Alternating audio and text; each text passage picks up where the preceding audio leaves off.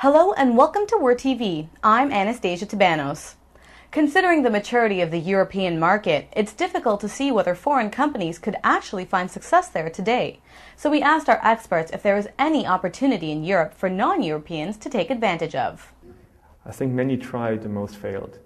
And this also has to do with this European, when I talk about Europe, I talk about Germany. What's very important to know is that each European country is different.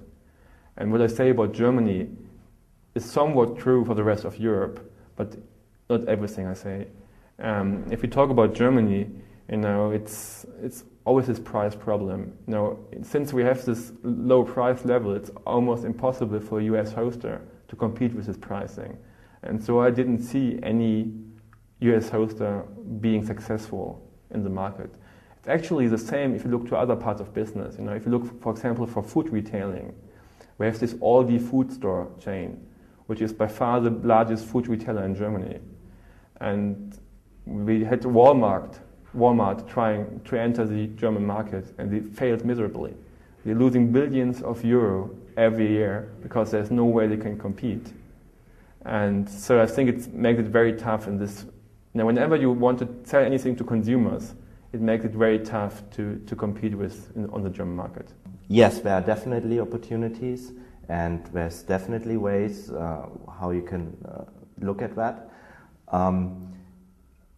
Especially if you consider the German market, I think it's interesting for US companies to observe companies who have expertise in products and applications.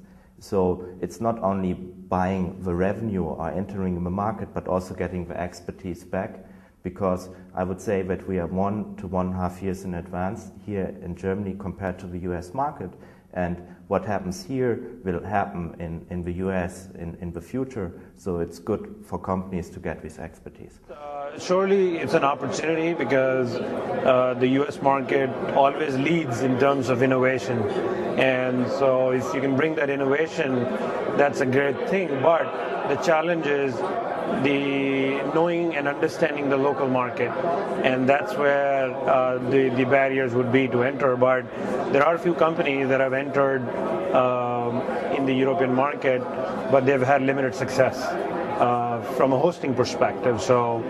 But from the perspective we bring to the table, we surely serve both the European and the US market.